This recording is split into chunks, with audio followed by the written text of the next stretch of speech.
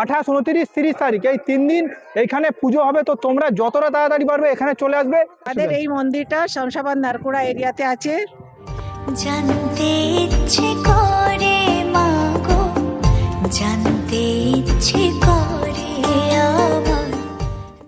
আমরা এটা কলকাতাতে আসিনি, এটা আমাদের হায়দ্রাবাদের মধ্যে একটা অবস্থিত এই মন্দির। তো এটা 6 বছরের বাৎসরিক অনুষ্ঠান আজ চালু হয়েছে। তো এখনো 2 দিন হাতে রয়েছে, তোমরা যতটা তাড়াতাড়ি পারবে এখানে চলে আসবে। তো এটা স্বর্ণশিল্পী বিবেকানন্দ কালী মন্দিরের আমি এখানে এসেছি। তো তোমরা আমি এই দিদি ভাইদের সাথেও মিলেছি খুব। আমাদের এই মন্দিরটা শমশাবাদ নারকুড়া এরিয়াতে আছে।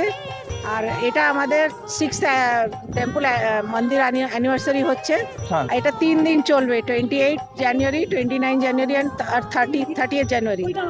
এখানে দুপুরবেলা ভোগ হবে। আর আজকে মায়ের চান হয়েছে, মায়ের আর শিবের পুজো হয়েছে আজকে। কালকে এমনি পুজো হবে। আর 30 তারিখে গণেশ পুজো, রাধাকৃষ্ণ পুজো, বালাজি পুজো হবে। আর দুপুরবেলা আমাদের এখানে ভোগ হবে, ভোগ নিবেদন। প্লিজ সবাই আসুন, দর্শন করবেন, মায়ের আশীর্বাদ নেবেন। তুমি তো রছিলে মাগো নিখিলে বিশ্ব, তুমি তো সচিলে ভবে জীবের।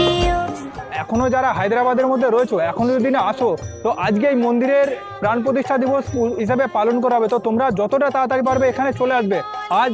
তো বন্ধুরা, এই মন্দিরেরই আরও আশপাশে অনেক ছোট ছোট মন্দির রয়েছে, যেটি আমরা এখন এসেছি। এটা আমাদের গণেশ দেবের মন্দির। তো বন্ধুরা, আর একটা এখানে মন্দির এসেছি, সেই মন্দিরটা এখানে রাধাকৃষ্ণের মন্দির, দেখে নাও, আমি সেটাও তোমাদেরকে দেখে দিচ্ছি।